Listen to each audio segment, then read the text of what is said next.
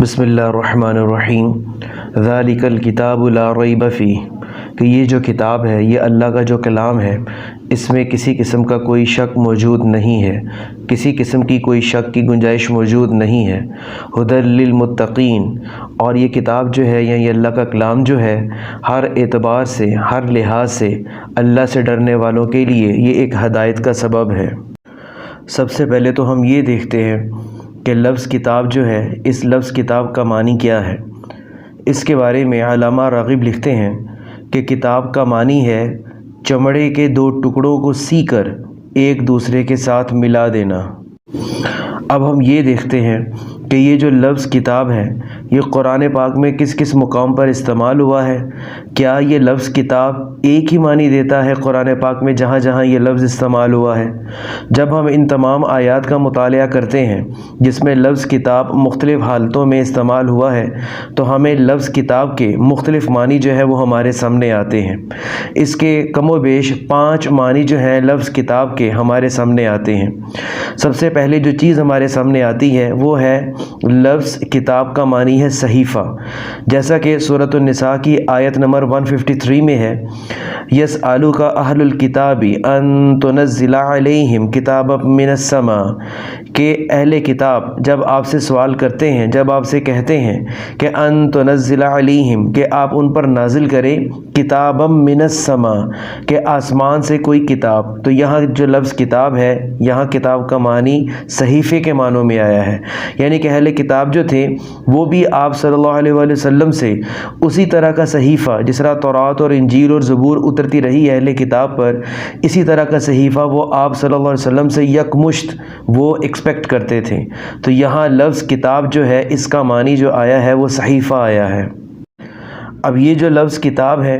اس کا ایک اور معنی بھی قرآن پاک میں استعمال ہوا ہے۔ سورۃ البقرہ کی آیت نمبر 183 ہے، یا ایھا الذین آمنوا، اے لوگو جو ایمان لائے ہو، کتب علیکم الصیام، کہ تم پر جو ہے وہ روزے فرض کر دیے گئے ہیں۔ یہاں جو لفظ کتبہ آیا ہے، یہاں جو کہ کاتبہ سے ہی نکلا ہے، تو کتبہ کا لفظ جو ہے وہ یہاں فرض کر دینے کے معنوں میں آیا ہے، کسی چیز کو اوبلیگیٹری بنانے کے معنوں میں آیا ہے۔ اب یہ مکمل آیت کیا ہے؟ یا ایھا الذین آمنوا، اے لوگو جو ایمان لائے ہو، کتب علیکم الصیام، کہ تم پر رمضان کے روزے فرض کر دیے گئے ہیں، کما کتب علی الذین من قبلکم، بالکل اس طرح جس طرح تم سے پہلے لوگوں پر، تم سے پہلی قوموں پر یہ روزے فرض کر دیے گئے تھے۔ اس کے علاوہ لفظ کتاب کا ایک اور معنی بھی ہمیں قرآن پاک میں ملتا ہے،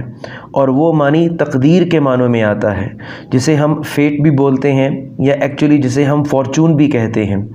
اب قرآن کی آیت ہے سورۃ التوبہ کی ورس نمبر 51 ہے،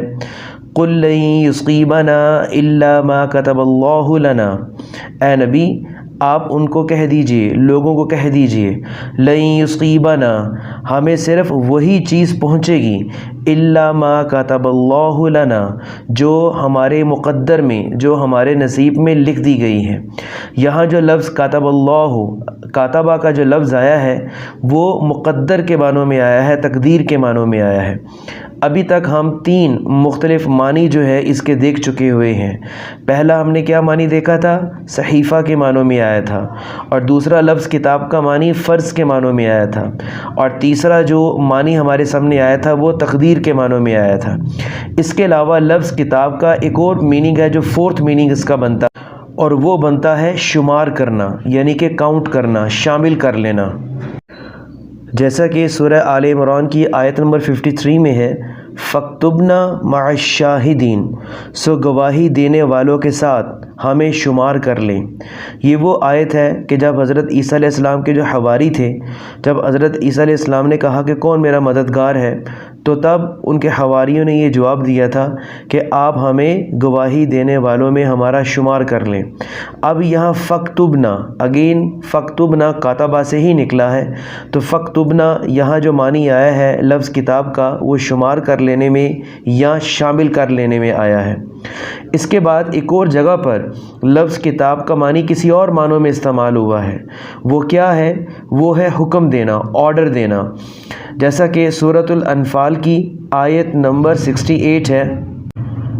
لولا کتاب من اللہ سبق لمسکم فیما اخذتم عذاب عظیم، اگر پہلے حکم اللہ کی طرف سے نہ ہوتا تو جو تم نے لیا تھا تمہیں اس میں ضرور بڑا عذاب پہنچتا۔ اب یہاں دوبارہ پھر سے غور کرو، لولا کتاب من اللہ سبق، کہ اگر پہلے اللہ کی طرف سے حکم نہ ہوتا۔ اب یہاں کتاب من اللہ جو ہے، یہاں کتاب کا معنی حکم کے معنوں میں آیا ہے۔ اب ہم اس کے بعد دیکھتے ہیں کہ اس آیت میں اللہ تعالیٰ نے ایک اور بات کی ہے، لا ریب فی، کہ اس کتاب کے اندر کسی قسم کا کوئی شک موجود نہیں ہے۔ اب ہمیں یہ دیکھنا ہے کہ بیسیکلی لفظ ریب کس قسم کے شک کو کہا جاتا ہے۔ جب ہم لفظ ریب کی بات کرتے ہیں، لا ریب فیہ کی بات کرتے ہیں،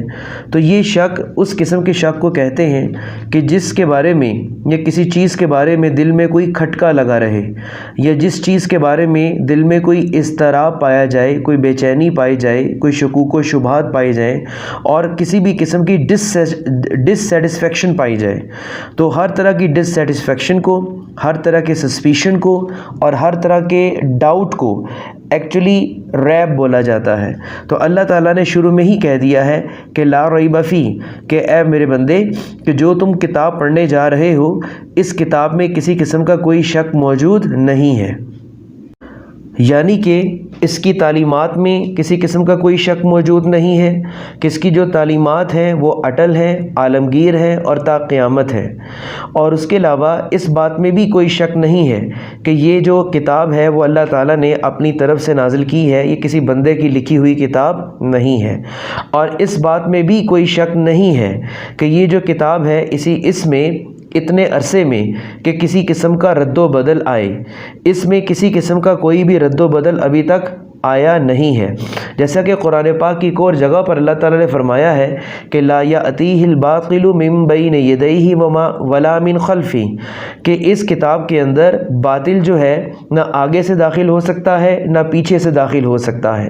اور یہ جو دعویٰ ہے لا ریب فیہ ہونے کا، یہ کسی اور جو اس سے پہلے الہامی کتابیں جو ہیں وہ اتر چکی ہوئی ہیں، آسمانی کتابیں، یہ لفظ ان کتابوں میں یا ان صحیفوں میں کہیں بھی استعمال نہیں ہوا۔ جیسا کہ تورات حضرت موسیٰ علیہ السلام پر اتر چکی ہے، زبور حضرت داؤد علیہ السلام پر اتر چکی ہے، اور انجیل جو ہے وہ حضرت عیسیٰ علیہ السلام پر اتر چکی ہے۔ اس کے علاوہ اور جو باقی پیغمبروں پر صحیفے اترتے رہے ہیں، کئی تو گم ہو چکے ہوئے ہیں بالکل بھی، جن کا عطا پتہ نہیں ہے، اور وہ جو 3 کتابیں جو قرآن پاک سے پہلے اتری ہیں، ان میں کئی طرح کی تحریف جو ہے وہ آ چکی ہوئی ہے، تعلیمات کی تحریف آ چکی ہے، آیات کی تحریف آ چکی ہے، اور کئی ان کی جو آیات ہیں جو ان کتابوں کی تھی وہ تو ان لوگوں نے خود omit کی ہیں۔ تو ہم اس کتاب کے ان کتابوں کے بارے میں یہ کہہ سکتے ہیں کہ وہ کتابیں جو ہیں وہ مزید اب الہامی شکل میں، الہامی حالت میں موجود نہیں ہیں، بلکہ یہ وہ کتابیں تھیں جو تورات، انجیل اور زبور، جو انسانوں کی اب اپنی لکھی ہوئی کتابیں ہیں۔ لیکن یہ جو قرآن ہے، قرآن پاک، 1400 سال سے زیادہ کا عرصہ گزر چکا ہوا ہے، اس میں کسی قسم کا کوئی رد و بدل موجود نہیں ہے۔ اس لیے تو اللہ تعالیٰ نے شروع میں کہہ دیا ہے کہ لا ریب فی، کہ جو تم کتاب پڑھنے جا رہے ہو، جس کے تم 30 پارے پڑھنے جا رہے ہو، اس میں کسی قسم کا کوئی شک موجود نہیں ہے۔ اسی شک کے بارے میں اللہ تعالیٰ نے چیلنج بھی تو کیا تھا۔ سورۃ البقرہ کی آیت نمبر 23 میں اللہ تعالیٰ چیلنج کیسے کرتا ہے، وَإِن كُنتُمْ فِي رَيْبٍ مِّمَّا نَزَّلْنَا عَلَىٰ عَبْدِنَا فَأْتُوا بِسُورَةٍ مِّن مِّثْلِهِ، کہ اگر تمہیں کسی قسم کا اس کتاب کے بارے میں شک ہے، وہ کتاب جو میں نے اپنے بندے پر اتاری ہے، یعنی کہ حضرت محمد صلی اللہ علیہ وآلہ وسلم پر اتاری ہے، اگر تمہیں شک ہے تو فَأْتُوا بِسُورَةٍ مِّن مِّثْلِهِ، تو اس کی مثل کوئی بھی ایک صورت لے آؤ۔ اور یہ چیلنج آج تک قائم ہے، اس چیلنج کو ابھی تک کوئی کاؤنٹر نہیں کر سکا۔ تو اس چیلنج کا کاؤنٹر نہ ہونا سب سے بڑی دلیل ہے اس کتاب کے حوالے سے، قرآن پاک کے حوالے سے، کہ لا ریب فیہ، کہ اس میں کسی قسم کا کوئی شک موجود نہیں ہے۔